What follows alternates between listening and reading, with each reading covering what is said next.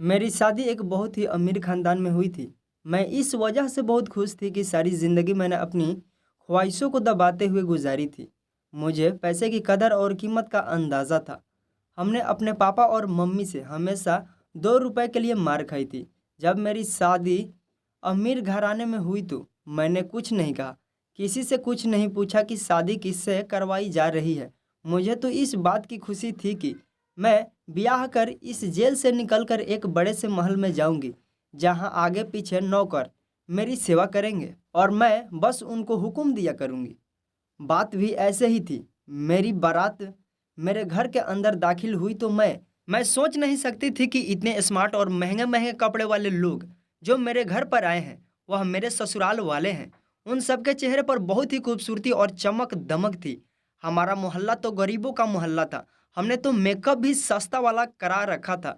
लेकिन जब यह लोग मुझे ब्याह कर अपने घर ले गए, मैं उस घर को तो देखते ही रह गई थी। घर क्या था, राजा महाराजाओं जैसा महल था। दुनिया जहान की रोशनी और खूबसूरती उस महल में बिखरी पड़ी थी। मुझे लगा मैं किसी नई दुनिया में आ गई हूँ।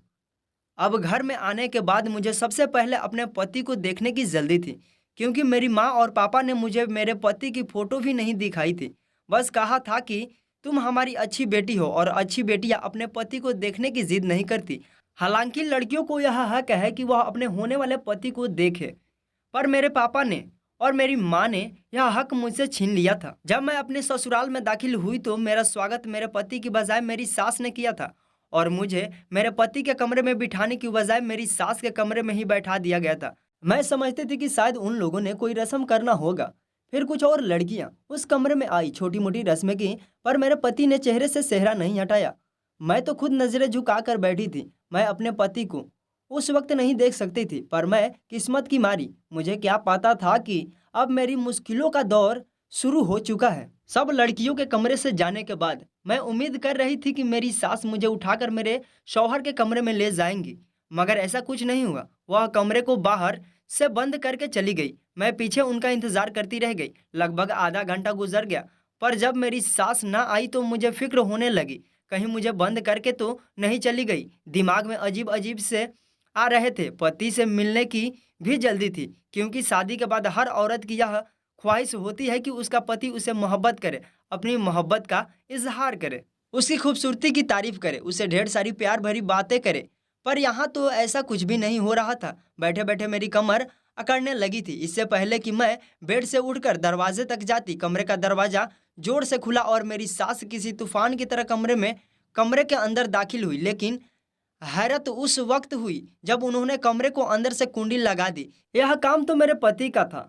मैं दिल में सोचने लगी। मैंने नजरें उठाकर अपनी सास की तरफ देखा तो मेरे करीब आकर बैठ चुकी थी।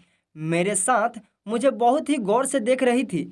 फिर थोड़ी देर बाद बोली, बेटी, मैं अच्छी तरह से जानती हूँ कि तुम्हारे मन में क्या चल रहा है। तुम यही सोच रही हो कि मेरा पति कमरे में अब तक क्यों नहीं आया, मेरी सास बार बार कमरे में क्यों आ जाती है और कमरे बंद क्यों कर देती है। तो बस बेटी, मैं नहीं चाहती कि तुम्हारी खूबसूरती को किसी की नज़र लगे।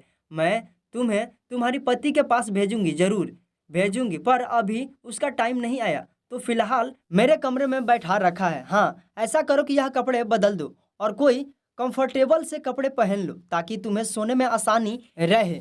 मेरी सास बहुत अच्छी थी। उनके चेहरे से ही शराफत नजर आ रही थी। पूजा पाठ में भी बहुत ज्यादा विश्वास रखने वाली थी। मुझे भी खुशी हुई कि चलो, अच्छी बात है कि मेरी सास बहुत ज्यादा मॉडर्न नहीं है, क्योंकि मैं खुद सीधी सादी और गरीब सी लड़की थी। किसी मॉडर्न घर में आ जाती तो मेरी मुश्किलें बढ़ जाती। वैसे भी मुझे अभी तक फैशन करना, मेकअप करना तक नहीं आता था। मैं खामोशी से बैठी रह गई। मैंने कपड़े बदल लिए और फिर थोड़ी देर भगवान के सामने खड़ी होकर अपने मन की तसल्ली की। भगवान की पूजा खत्म करने के बाद मैं बेड पर आकर लेट गई और फिर पता नहीं मुझे कब नींद आ गई। मैं सो गई। जब मेरी आंख खुली तो मैं अपनी सास के कमरे में ही थी। मुझे बुरा नहीं लगा था कि मेरी सास मेरा इतना ख्याल रख रही थी, इसलिए मैं बुरा क्यों मानती। मेरी सास ने आकर मुझे हरे रंग का एक जोड़ा पहना दिया। कहने लगी, आप पहन लो, मुझे तुम्हें मेहमानों से मिलाना है। अब दिन का वक्त हो गया है, तुम अपने पति को बाद में देख लेना। फिलहाल इस वक्त मेहमानों से मिलाना है। मेहमान तुम्हें देखने आ रहे हैं, हमने बलिया भी तो करना है। मैं खुश हो गई। मैंने अच्छी तरह से कपड़े पहनकर खुद को तैयार कर लिया। औरतें तो मिलने के लिए मुझसे बारी बारी आने लगी। खानदान की नई सदस्य थी, इसलिए मुझसे मिलने के लिए बहुत सारे लोग आए थे। पर जो भी मुझे देखता वह बड़ी अजीब नज़रों से देखता और घूरता ही चला जाता। यह ऋतिक की बीवी है। हर मिलने वाली औरत अजीब सा मुंह बनाकर यह बात जरूर कहती कि यह ऋतिक की बीवी है। सारी मेहमान औरतें मुझे मुड़ मुड़ कर ऐसे देखती जैसे मैं कोई अजीबा हूँ। मैं लोगों की नज़रों का मतलब नहीं समझ पा रही थी कि आखिर वो सब ऐसा क्यों कह रही हैं, पर मुझे मुड़ मुड़ कर क्यों देखती हैं। लेकिन एक बात अजीब थी, किसी ने भी मेरे पति ऋतिक का जिक्र नहीं किया, ना ही ऋतिक के बारे में कुछ पूछा। सबकी नज़रों का निशाना मैं ही बनी थी। सबकी निगाहों में मैंने अपने लिए तरस देखा था। मुझे देखने आने वाली हर औरतें मुझसे यह जरूर कहती कि भगवान तुम पर दया करे और तुम्हारी ज़िंदगी को आसान करे। मुझे बहुत अजीब लगता, क्योंकि मेरे ससुराल वाले बहुत ही अच्छे लोग थे। उन्होंने मेरे साथ अब तक कुछ भी गलत नहीं किया था, बल्कि मुझे हाथों हाथ ही लिया था। मुझे यह महसूस ही नहीं होने दिया था कि मैं किसी गरीब घर से आई हूँ। लेकिन मुझे क्या पता था कि यह हमदर्दी मेरी गरीबी की वजह से नहीं, बल्कि मेरी बदनसीबी की वजह से सब लोग दिखा रहे थे। थोड़ी देर बाद मेरी सास मुझे कमरे में बिठाकर बाहर चली गई। अभी तक मैंने अपने पति को नहीं देखा था। जब मेरी सास मुझे कमरे में छोड़कर जाने लगी तो मैंने अपने सास से कहा, क्या बोलूं माँ जी? तो माँ जी ने मुस्कुरा कर बोली, हल्के से कान खींचते हुए बोली, मुझे पता है कि तुम क्या बोलना चाहती हो, क्या कहना चाहती हो। तुम्हें रीति को देखना है ना? लेकिन बहू रानी, रीति का दीदार करना इतना आसान नहीं है। रीति का दीदार करने के लिए, उसका चेहरा देखने के लिए तुम्हें बहुत सारे इम्तहानों से गुजरना पड़ेगा। बहुत सारे इम्तहान तुम्हें पास करने पड़ेंगे, तब कहीं जाकर तुम अपने पति यानी कि रीति को देख सकोगी। कैसे इम्तहान? मैं एकदम घबरा गई और पूछ बैठी तो मेरी सास बोली, पहले तुम्हें खुद को रीति के काबिल बनाना होगा। रीति के काबिल बनाना होगा? अगर मैं रीति के काबिल नहीं थी तो उन्होंने मुझसे शादी क्यों की? मेरी जुबान पर शिकायत आ गई। जाहिर है इतने देर से आंख में चोली चल रही थी। मेरा हक तो बनता था कि मैं अपने पति के बारे में अपनी सास से सवाल कर सकूं। मेरी सास मेरी बात सुनकर कानों को हाथ लगाकर कहने लगी, अरे भाई, पति से मिलने के लिए इतनी जल्दी? हमारे ज़माने में तो लड़कियां इतना शर्माती थी कि जब कोई रिश्ता लेने के लिए उनके घर में आता था तो वह सामने ही नहीं आती थी और फिर पति से हफ्ता हफ्ता नज़रें नहीं मिला पाती थी। पर आजकल की वह लड़कियां, उन्हें तो पति से बातें करने का बड़ा शौक होता है। मेरी सास की सोच बहुत ही पुराने ज़माने की थी। मैंने खामोश रहना ही अच्छा समझा। चलो, आखिर अपने बेटे को कितने दिन तक मुझसे दूर रखेंगे? वह भी मुझसे मिलने के लिए बेचैन नहीं होंगे, क्योंकि जब मर्द शादी करता है तो बीवी से मिलने का दिल उसका भी करता है। मैं अकेली तो नहीं तड़प रही थी इस आग में। मैं यही सोचकर खामोश हो गई थी। लेकिन मेरे पति की तरफ से किसी भी तरह की कोई जल्दीबाजी दिखाई नहीं दे रही थी। कहीं से भी कोई आसार नज़र नहीं आ रहे थे। क्यों नहीं मुझसे मिलने की जल्दी है? इसी तरह से पूरा दिन गुजर गया, यहाँ तक कि दोबारा रात हो गई। अब तो मेरा पारा गर्म होने लगा। मैंने अपने सास से कहा कि आज मैं भी क्या आपके कमरे में ही सोऊंगी? मेरी सास फिर वही पुराने जमाने की बातें लेकर बैठ गई थी। और अजीब बेशरम लड़की हो, तुम्हें बहुत जल्दी है अपने पति के कमरे में जाने की, वह भी शादी के दूसरे ही दिन। मेरी बातों को मेरी सास ने बहुत ही अजीबोगरीब बना दिया था कि मेरा दिल ही उठ गया। अच्छा चलो, एक काम करते हैं। मेरी सास ने मुझे अपने पास बुलाते हुए कहा, क्या काम? मैंने सवालिया नज़रों से उनकी तरफ देखा। बेटा, जब तुम्हारा पति तुमसे मिलने के लिए आए तो तुम दोनों के बीच में एक पर्दा होना चाहिए, कम से कम 7 दिन तक। तुम्हें सुबह सवेरे उठकर आरती करनी होगी और सोने से पहले ही भगवान जी की पूजा करनी होगी। हमारे जो पंडित जी हैं उन्होंने यही कहा है कि 7 दिन तक तुम्हें यह विधि करनी होगी और इससे पहले तुम अपने पति का चेहरा नहीं देख सकती। मेरा बेटा ऋतिक भी पूजा पाठ से दूर भागता है, इसलिए उसको भी 7 दिन तक यह विधि पूरे विधान से करनी होगी, तभी वह भी तुम्हारा चेहरा देख सकेगा। मेरे बेटे को सुधारने का एक ही तरीका है, क्योंकि वह पूजा पाठ में विश्वास नहीं रखता। तो 7 दिन तक इस विधि को तुम्हें और मेरे बेटे ऋतिक दोनों को इस विधि को पूरा करना होगा। इस तरह मेरा बेटा सुधर जाएगा और पूजा पाठ में और भगवान में विश्वास करने लगेगा। फिर उसके बाद तुम दोनों एक दूसरे की शक्ल देख लेना। मैं अपनी सास की बात सुनकर चुप हो गई थी, लेकिन मुझे दिल में खुशी हुई थी कि सास का रवैया मेरे साथ अच्छा था वह बस यह चाहती थी कि हमारे रिश्ते में भगवान जी की कृपा बनी रहे, एक दूसरे से लड़ाई झगड़ा ना करे। इसलिए मुझे पहले पूजा पाठ का पाबंद बनाना चाहती थी। मुझे अपनी सास की इस सोच पर खुशी हुई थी। मैंने कहा, ठीक है, मैं आज से ही यह विधि करना शुरू करूंगी। फिर उसी समय से मैं भगवान जी की पूजा पाठ में लग गई। मेरी लगन देखकर मेरी सास बहुत खुश होती, कहती, बहुत अच्छी लड़की हो, भगवान तुम्हारी उम्र लंबी करे और मेरे बेटे ऋतिक के लिए तुम्हारे दिल में मोहब्बत पैदा करे। अब मैं अपनी सास को क्या बताती कि ऋतिक के लिए मेरी मोहब्बत उसी समय शुरू हो गई थी जब मैंने ऋतिक के साथ फेरे लिए थे। अभी एक ही दिन गुजरा था कि मेरी सास मेरे कमरे में आई और कहने लगी कि बेटा, पंडित जी ने कहा है तुम्हें दिन में 2 बार नहीं बल्कि 5 बार पूजा पाठ करने पड़ेंगे। अरे अभी तो तुमने एक ही बार सुबह को ही पूजा की थी, तो तुम अपने पति से नहीं मिल सकती। मैं उदास हो गई, लेकिन फिर मैंने सोचा चलो कोई बात नहीं है, अपने पति के लिए दिन में 5 बार भी पूजा कर सकती हूँ। इसी तरह अगला दिन गुजर गया। अगले दिन मैंने पूरी 4 टाइम पूजा की थी। सोने से पहले भगवान की पूजा करना रह गया था। मैं बहुत खुश थी कि चलो कम से कम मैं अपने पति से मिल सकूंगी, क्योंकि मेरी सास ने कहा था कि 7 दिन से पहले पति का चेहरा नहीं देखना। लेकिन अगर तुम पूरी लगन से पूजा पाठ करती हो तो सिर्फ पति को देखे बिना उससे मिल सकती हो। मैंने सोचा था चलो कोई बात नहीं, पति की आवाज़ तो सुन सकती हूँ। अगर पति का चेहरा नहीं देख सकती तो मैं उससे कम से कम बातें तो कर सकती हूँ। मैं अपने कमरे में बैठी थी और इन्हीं हसीनों ख्यालों में खोई हुई थी कि मेरी सास आई और कहने लगी कि सपनों में रहने की वजह से सबसे पहले रात वाली पूजा कर लो, क्योंकि जब तक तुम दिन की पूरी 5 पूजा नहीं कर लेती मैं तुम्हें अपने बेटे से नहीं मिलने दूंगी। वह अपने हाथ में एक सफ़ेद कलर का दुपट्टा लेकर आई थी। कहने लगी, इस दुपट्टे को अपने सर पर डाल दो, तभी पूजा करना। यह दुपट्टा हमारे पंडित जी ने दिया है, कहा है कि रात को इसे सर पर डालकर ही पूजा करनी है। मैंने अपनी सास के हाथ से दुपट्टा ले लिया और सर पर डालकर भगवान जी की पूजा करने लगी। उस दुपट्टे से हल्की फुल्की खुशबू आ रही थी जो मुझे बहुत अजीब सी लग रही थी। मुझे अजीब सा महसूस हो रहा था, किसी अनहोनी का एहसास हो रहा था। लेकिन फिर भी मैंने उस दुपट्टे को अपने सर पर डाल रखा।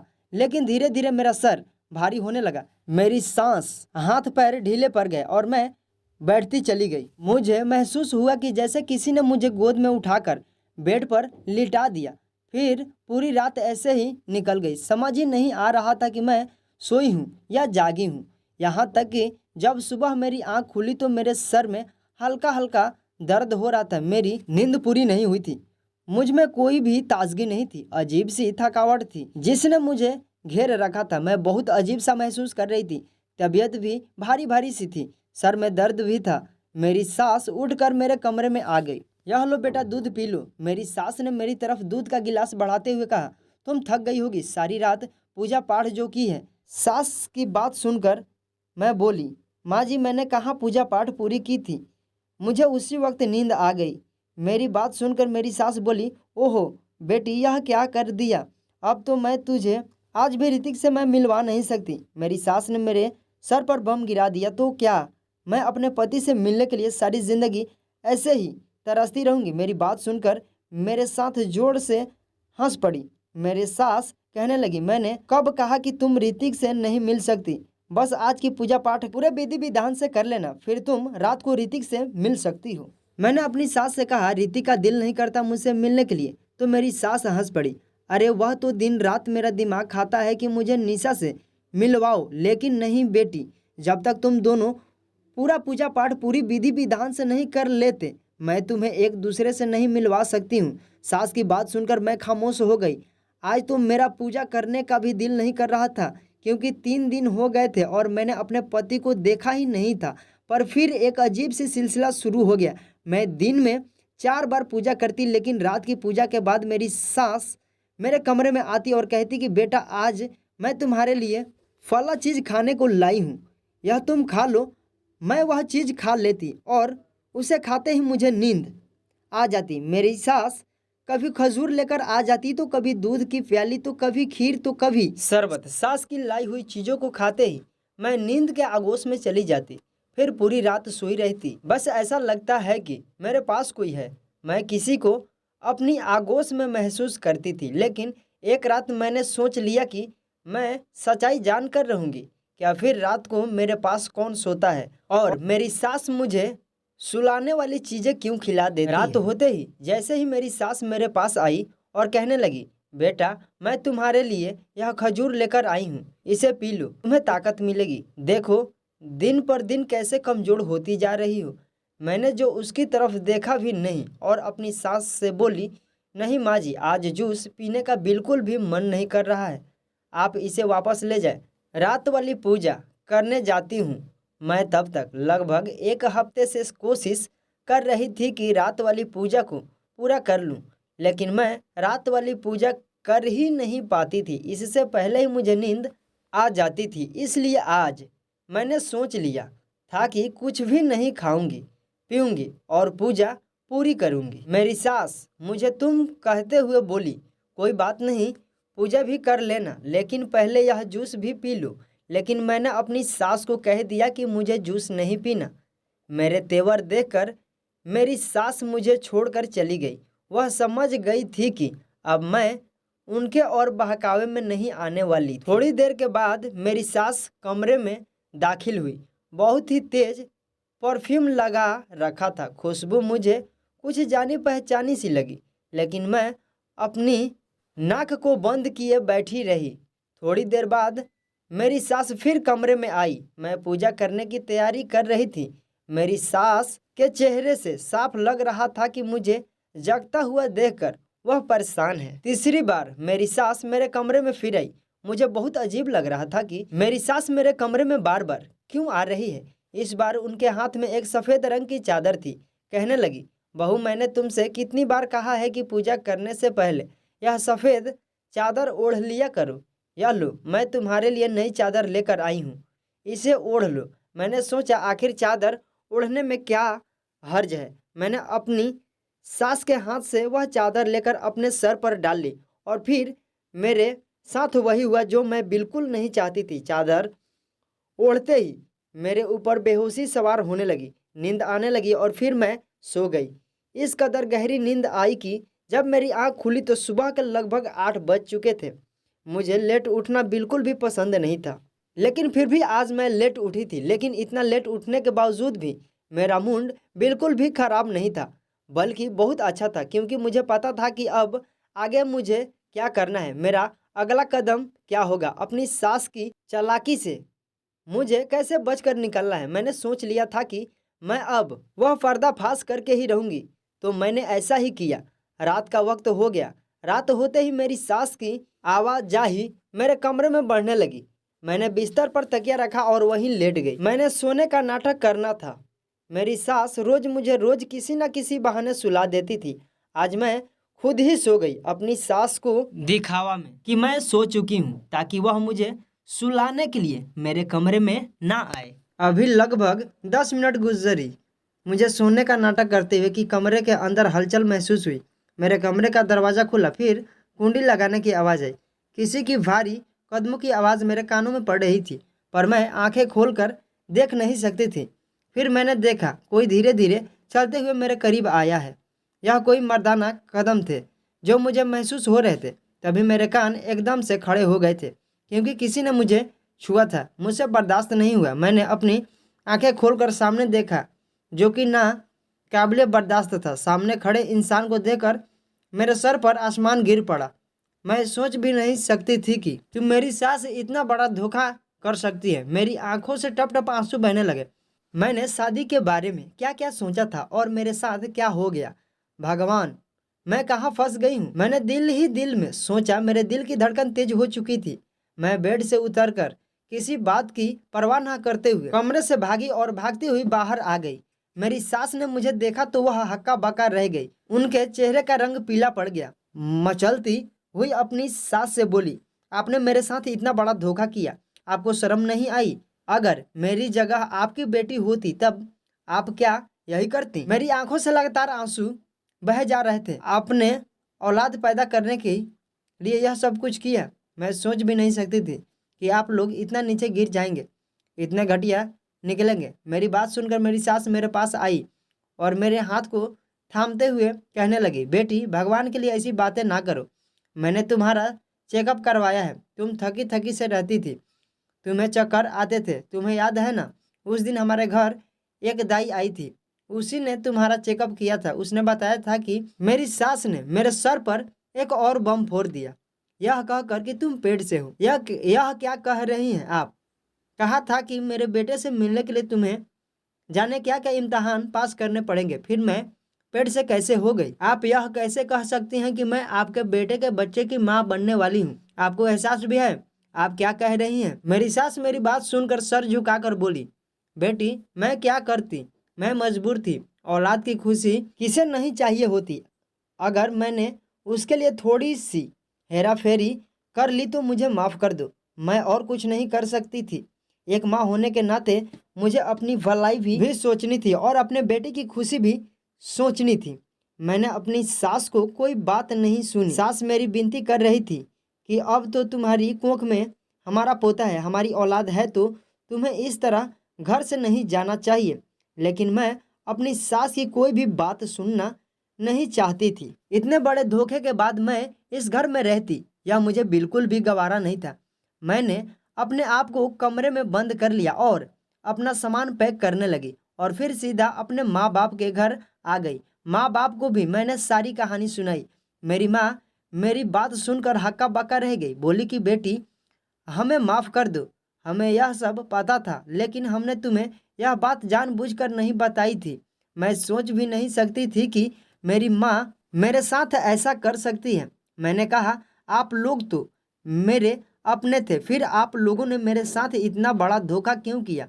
मैं रोने लगी तो मेरा हाथ थाम लिया, कहने लगी बेटा हमें माफ़ कर दो, हम मजबूर थे।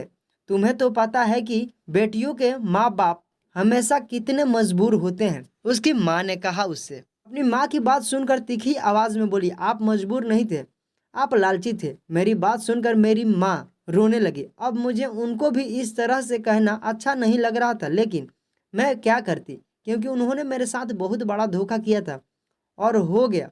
घर के दरवाजे पर दस्तक हुई, घर के बाहर खड़ी हुई थी उसका होलिका देखकर लग रहा था कि वह भी अपने पति से लड़कर आई है। यह सब देखते ही मेरा दिल बैठने लगा। मैंने कहा तुम भी अपने घर में सुकून से नहीं हो, तुमको सुकून नहीं तो मुझे कैसे हो सकता है? तो तुम्हारी तो शादी इतने बड़े घर में हुई है, फिर भी खुश नहीं हो तो मैं कैसे खुश रह सकती हूँ? हमारे घर में रुपए पैसों की तंगी है, रोज घर में लड़ाई झगड़े होते हैं। मेरा पति मुझे मारता पीटता है, एक वक्त की रोटी के लिए हम लोग तरस जाते हैं। अब हम दोनों बहनें अपने माँ बाप के घर में बैठ गए थे। मुझे लगने लगा कि मैं अपने माँ बाप पर जुल्म कर रही हूँ। रात को सोने के लिए लेटती तो वही मंजर मेरी आंखों के सामने घूमने लगा। जब मेरा कमरे में कोई आया था और मैं चीख कर अपनी सास के पास पहुंची थी। मेरे कमरे में आने वाला कोई और नहीं बल्कि मेरा पति था। मेरा पति इतना कुरूख था, उसकी शक्ल देखते ही मेरे सर पर आसमान गिर पड़ा था। पता नहीं मेरा पति जन्म से ही इतना बदसूरत था या फिर बाद में किसी दुर्घटना में ऐसा हुआ था, लेकिन जो भी था बहुत ज़्यादा बदसूरत था मेरा पति। यही सब सोचते सोचते मेरा दिल घबराने लगा। मैं एकदम से उठकर बैठ गई। मुझे लगा कि मैं अपने माँ बाप के साथ बहुत गलत कर रही हूँ। मेरे माँ बाप जो भी किया वह मजबूरी में किया, क्योंकि हम बहुत गरीब लोग थे और गरीब की लड़की बिहाने कोई नहीं आता, सब दहेज के लालची होते हैं। अगर मेरा पति बदसूरत है तो क्या हुआ? मुझे उसके सूरत देखकर डर तो बहुत लगा था। मैं बेहोश होते होते बची थी और यही बात मेरे माँ बाप ने मुझसे छुपाई थी, लेकिन वह क्या कर सकते थे? मेरे माँ बाप की भी मजबूरी थी और मेरी सास की भी मजबूरी थी। वह भी अपने बेटे की खुशी चाहती थी, अपने खानदान का वारिस चाहती थी। यह बात मेरे पति ने ही अपनी माँ से कही थी कि मेरे चेहरे को मेरी पत्नी से छुपा कर रखा जाए, क्योंकि इतने बदसूरत इंसान के साथ कोई भी लड़की रहना पसंद नहीं करेगी। फिर मैंने अपने माँ बाप की गरीबी और मजबूरी को देखते हुए एक फैसला लिया। बदसूरत पति के साथ रहने के लिए तैयार हो गई। मैंने अपना सामान बांधा और वापस अपने ससुराल आ गई थी, जहाँ पर मेरा पति और मेरी सास मेरा इंतजार कर रहे थे।